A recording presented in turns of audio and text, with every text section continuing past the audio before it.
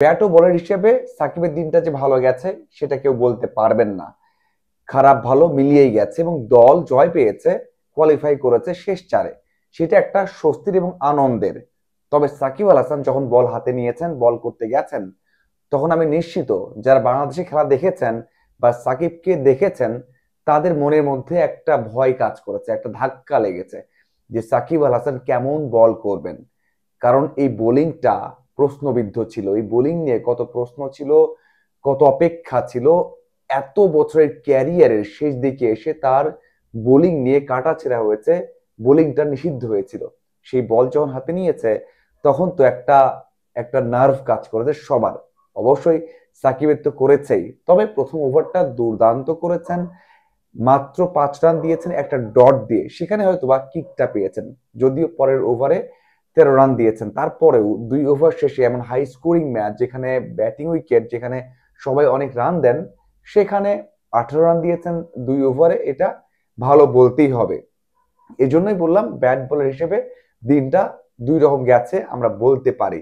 তবে ব্যাট হাতে সাকিব আল হাসান যে কাজটা করেছে সেটা সবাইকে হতাশ করেছে। কারণ প্রথম বলটা এভাবে নাও খেলতে পারতেন, হয়তোবা চুজ করে খেলতে পারতেন, হয়তোবা শর্ট সিলেকশনটা আর একটু ভালো হতে পারতো, এতটা পোর হতে পারতো না।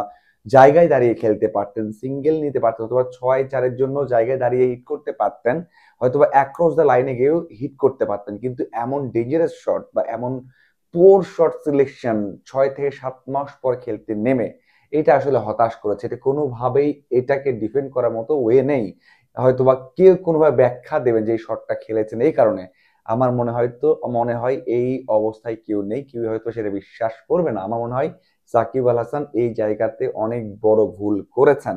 তবে বল হাতে যে কাজটা করেছেন, বলের যেই সমস্যা ছিল, যে ভয় ছিল, সেখান থেকে সাকিব বেরিয়ে এসেছেন, এটা আমরা বলতে পারি। এখন বিষয় হচ্ছে দল জয় পেয়েছে, এই দলটা চলে গেছে শেষ চারে, মানে আরো একটা ম্যাচ পাওয়া যাচ্ছে।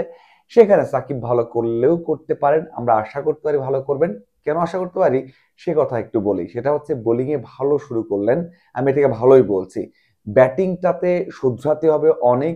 যদিও টি-20 ম্যাচ, আপনি 3 থেকে 4টা বল পেতে পারেন, হয়তোবা 5টা বল পেতে পারেন, সেখানে 3 বল 4 বল নষ্ট করার থেকে প্রথম বলে আউট হয়ে যাওয়া ভালো।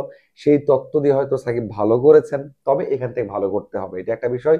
আর বোলিং এ তো অবশ্যই যখন 4 ওভার করতে হবে সেখানেও আরো বেশি মনোযোগী হতে হবে।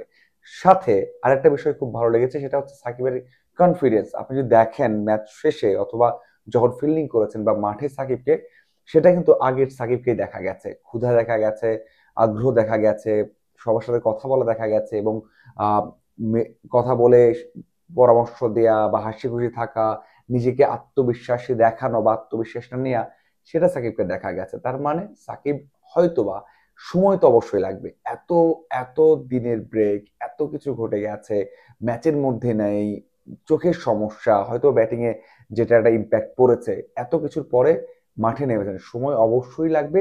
তবে সেই সময়টা যত দ্রুত কভার করতে পারেন, যত দ্রুত মানিয়ে নিতে পারেন, ততই কিন্তু তার জন্য ভালো। দেখার অপেক্ষা সাকিব সেই কাজটা করতে পারেন কিনা। চ্যাম্পিয়ন সাকিব সেই কাজ আগেও করেছেন, এখন করতে পারবে কিনা সেটাই দেখার অপেক্ষা। আপনার কাছে কেমন লাগলো সাকিবের প্রথম ম্যাচ লং টাইম পর, সেটা অবশ্যই কমেন্ট করে জানাবেন। ধন্যবাদ সবাইকে।